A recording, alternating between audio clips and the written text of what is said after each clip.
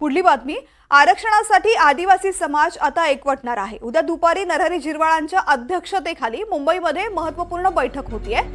बैठकीला सर्वपक्षीय आदिवासी आजी माजी लोकप्रतिनिधी उपस्थित राहतील।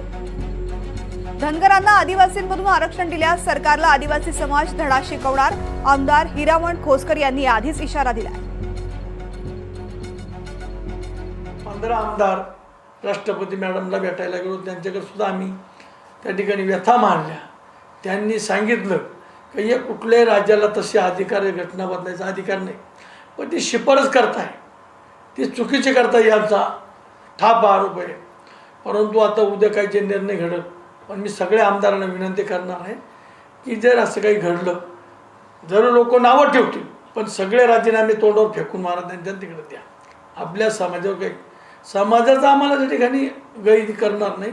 समाजाचं सर्टिफिकेट आहे, सर्टिफिकेट असल्यामुळं आज आम्ही आमदार झालो, सभापती झालो, 2 वेळेस सभापती झालो, माझी सुनबाई सभापती झाली, म्हणजे माझ्या कुटुंबात जर आतापर्यंत 30 वर्ष झाली।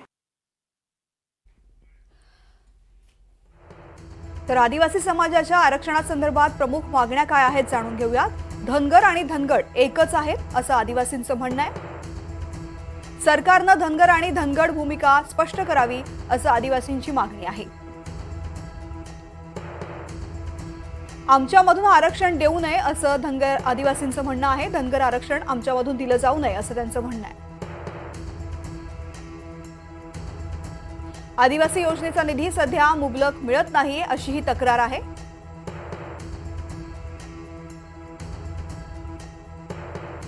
आम्हाला बजेटमधून 10 ते 15% हिस्सा मिळावा, पण मिळतात अवघे 9% असं आदिवासींचं म्हणणं आहे। आणि त्यामुळेच बजेटमधून आणखीन हिस्सा मिळण्याची मागणी आहे। यासोबतच धनगरांचं आरक्षण आदिवासींच्या आरक्षणामधून दिलं जाऊ नये असंही त्यांचं म्हणणं आहे। आणि यासाठी महत्त्वाची बैठक उद्या मुंबईमध्ये होती।